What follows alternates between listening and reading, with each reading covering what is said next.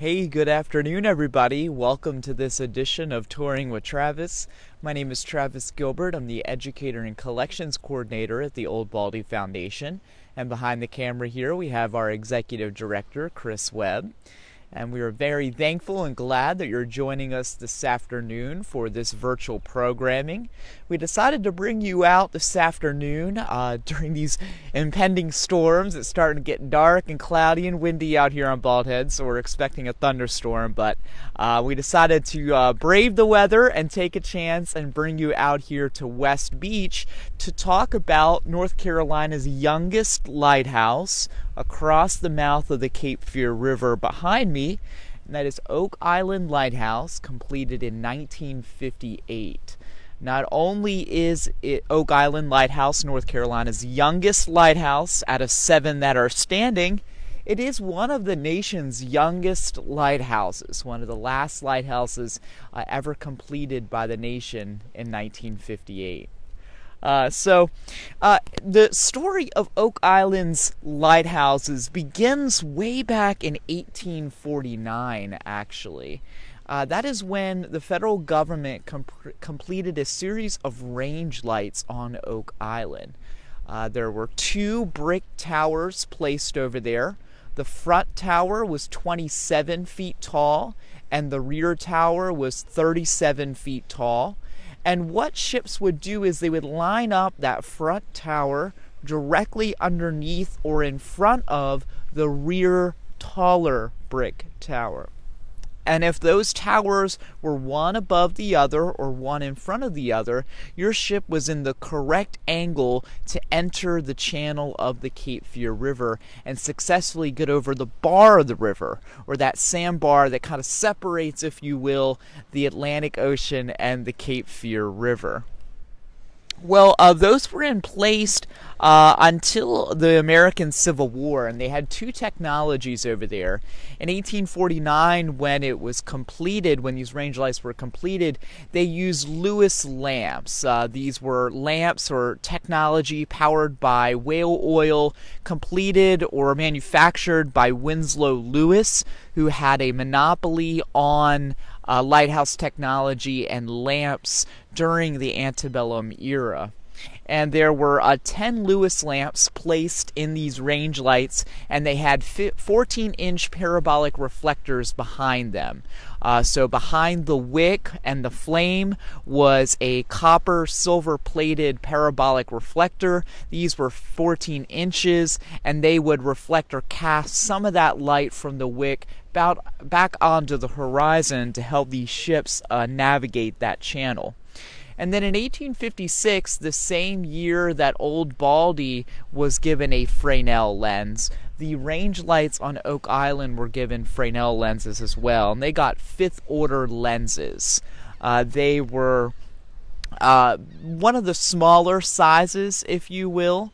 They were in the range of it, you had the 1st order Fresnel lenses, which are the largest and the most powerful, and the 6th being the weakest and the smallest. So these 5th order Fresnel lenses over there on Oak Island surely were on the smaller and kind of the dimmer end of this perspective. Now, of course, when the American Civil War breaks out in 1861, the Confederates, just as they had done at Old Baldy and at Federal Point lighthouses, they decommissioned Oak Island's lighthouses. They feared that the United States Navy that was blockading the Port of Wilmington and the Cape Fear River would use the range lights on Oak Island to help enter the river and attack the batteries that Confederates were creating on these various barrier islands and on the mainland back towards Southport or Smithville. So it wasn't until after the American Civil War concludes that the federal government reestablishes the range lights over there on Oak Island. And they were established in 1874, this time, rather than 2 brick towers, they were 2 wooden towers of pyramid. They were like pyramid towers, very similar to the skeletal lighthouse that would be established on Bald Head Island, in 1903 near the Bald Head Island Conservancy. There's no internal room, if you will, in these wooden pyramid-style towers. The wind could go through the towers, and there'd be a light placed on top. They were kind of rebuilt and refurbished in 1879 when a keeper's cottage was placed over there for the keeper, maintaining these 2 range lights, again made out of wood and pyramid in shape.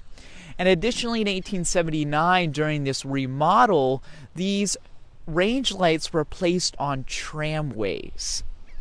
You see, the channel, the Cape Fear River, and the bar separating the river from the ocean was changing that frequently and adapting its course that these range lights need to be placed on a tramway, so year after year, or perhaps season after season, the engineers, and with the assistance of the lighthouse keepers, could move those range lights in an appropriate fashion due to the changing nature of that river channel. Because again, the point of these range lights where you would arrange the front shorter light directly in front of the rear taller light, and that designated that you were in the correct angle to be in the river channel and successfully enter the river from the Atlantic Ocean. So if the river channel is changing its course even so slightly, and those range lights were stationary, that means you have to either rebuild them each time, or you are endangering the mariners that are using these range lights. So to place them on a tramway could make the federal government very easily adapt the range lights to the ever-changing river channel. Now, after a terrible storm in 1893, the range lights were discontinued by the United States Lighthouse Service in 1894, never be used again. And it was from 1894 to 1958 that Oak Island sat dark. It was dim until the federal government decided to replace Cape Fear Light Station here on Bald Head Island with Oak Island Lighthouse, you see behind me on the horizon. Now, Oak Island Lighthouse is curiously different than many of the lighthouses that you're familiar with, especially its brethren or sister lighthouses in the state of North Carolina. First of all, she kind of looks like a silo. It's kind of miraculous. The walls of Oak Island Lighthouse are only 8 inches thick. That's kind of amazing. And it's built out of concrete, thick wall, concrete. It's actually, there's 67 feet pilings that are driven into the ground, and at the top of those pilings is a 3-foot thick concrete base that lighthouse sits on. So it's a pretty hefty foundation over there, and that's what makes the lighthouse stand through all these storms, and with just 8-inch thick walls. Now, there are day markers on that tower, and the day markers and its colors are adhered to the concrete in which Oak Island is created. Oak Island Lighthouse is created. The first little section there is the natural color of the Portland cement. It's a gray. There's no color additives to the concrete. That is its natural color. The middle section over there is white. There was a white kind of color additive added to the concrete as it's poured, so that middle section is white. And then at the top of Oak Island Lighthouse, they added a black color to the concrete as it was being poured. So these colors are not painted on top of the concrete. It's fused within the concrete, and it was added as those 8-inch thick concrete walls were being poured. So much different than the other day markers you're probably familiar with, such as the diamonds or checkers up at Cape Lookout Lighthouse near Beaufort, or Cape Hatteras, the swirls outside of Buxton, or even at Baldy Island that has stripes very, very similar to Oak Island behind me. Those day markers are painted on top of the brickwork, whereas at Oak Island the colors are adhered or fused to the concrete as it's being poured. Now, the tower itself is 153 feet tall. There's 131 stairs. It's really like ship's ladders. I would not call them stairs, but 131 series of rungs on a ladder that takes you straight up into that 153-foot tower.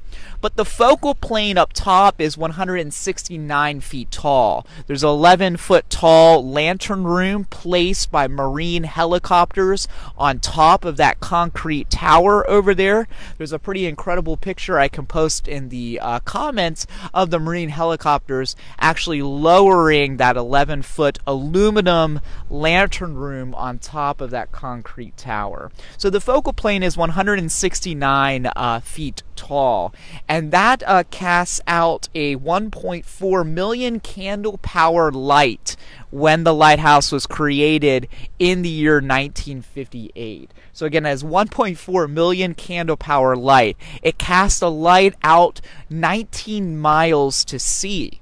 And the primary purpose of that 19-mile light onto the horizon is to warn mariners of the dangers of frying pan shoals that extend off the pitch of Cape Fear. This lighthouse again is replacing the purpose or the mission of Cape Fear Light Station that was in operation here on Bald Head Island from 1903 to 1958.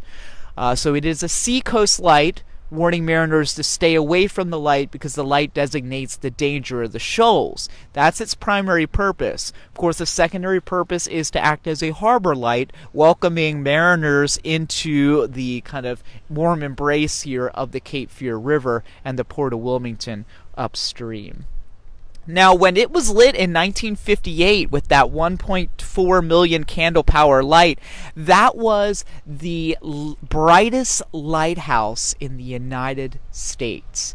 And it was the second brightest lighthouse in the world. It would hold that record until 1962. So just 4 years holding that record. But that's a pretty incredible feat. That's a pretty incredible achievement.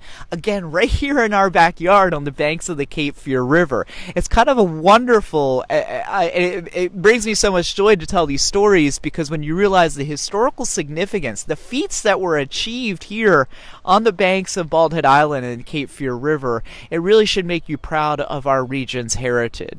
So again, for 4 years it held that record until 1962 when they made some changes to the technology atop that lighthouse. Now today there are 8 1,000-watt halogen light bulbs at the top of Oak Island Lighthouse. That's what's creating that flash. Hopefully you can see behind me. And it flashes on a 10-second pattern. There are 4 1-second flashes and then 6 seconds of darkness. So a flash, again, flashes 4 times with a 1-second flash, and then there's a 6-second time frame where there are no flashes. So it follows that pattern every 10 seconds.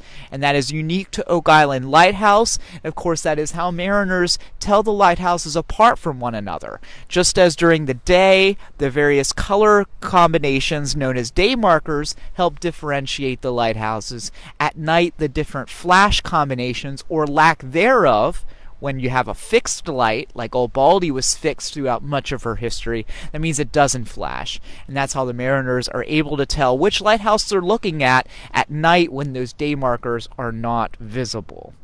Now you can climb Oak Island Lighthouse. It was given to the city of Oak Island by the federal government just a few years ago, and there's a Friends of Oak Island nonprofit organization that leads tours to the very top of Oak Island Lighthouse. When things get back to normal, I encourage you to go over there and visit. It's not for the faint of heart, I must tell you. It is a straight shot to the very top of that lighthouse. Perhaps if you're listening out there, give us a shout out if you've climbed Oak Island in the past.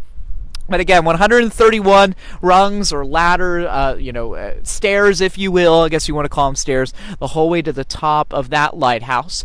Now, it takes a 2-week reservation. There's a short time frame of when they offer these tours, and you must make a reservation at least 2 weeks in advance, and you can find that on the Friends of Oak Island Lighthouse Facebook.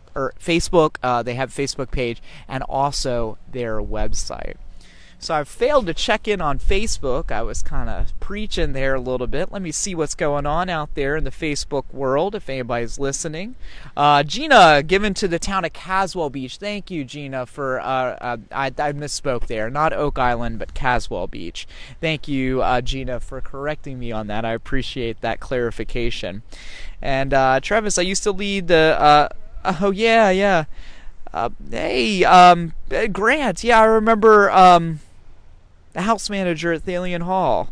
Absolutely, yeah. Well, thank you. It's great to hear from you. I'm glad to see that you are healthy and that you are well. And I know that Thalian Hall we've been working as a board to come up with a game plan on how to reopen that facility when we hear that it is appropriate and safe to do so. So I'm looking forward to getting back in Thalian Hall and working in those archives and leading those tours and getting back to seeing good theater, because Wilmington's such a great theater town, and it's in no small part thanks to folks like you that help facilitate that. It is a vigorous experience. I bet it is a vigorous experience to climb. I have not climbed Oak Island yet. It is on my to-do list, so I can empathize with you maybe in a few months. Patty, I'm liking your shirt. You'll have to purchase one. Absolutely, Patty. You can find this shirt and all kinds of apparel on our website at oldbaldy.org. Jess, who runs our retail operations, has been working hard to get many of our products we sell in our gift shop on our online store. And of course, when you shop through that online store, you're supporting our mission here at the Old Baldy Foundation.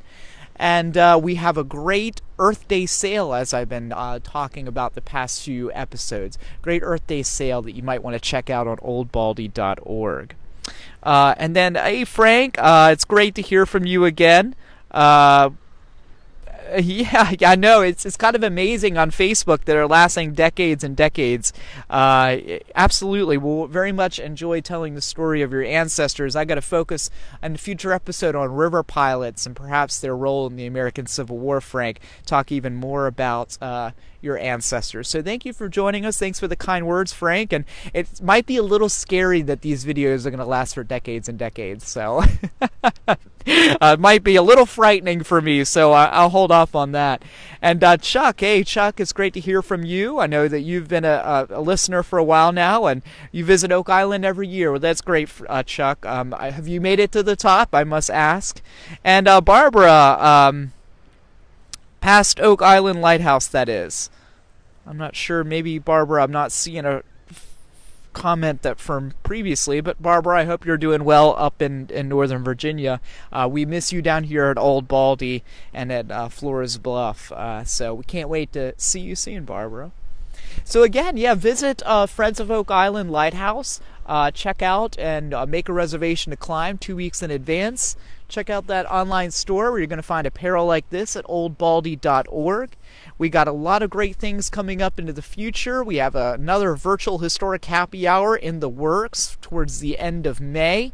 And then, as we've been saying, if you're on island, you have access to your own golf cart, and you have PPE, personal protection equipment, all these acronyms I'm learning.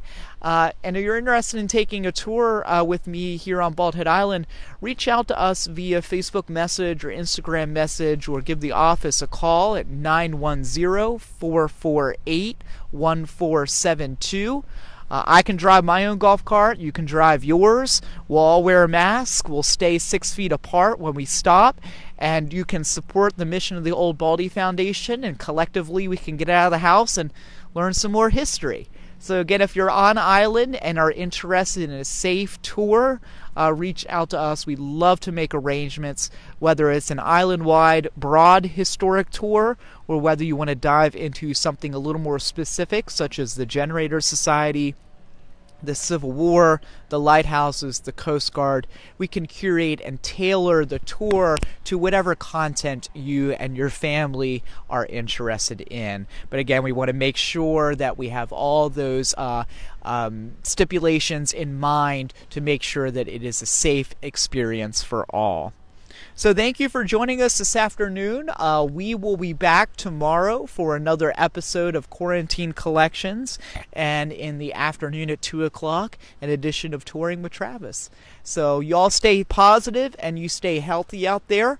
Thanks to all our essential employees for doing what they're doing. And we'll see y'all tomorrow, folks. Thanks again.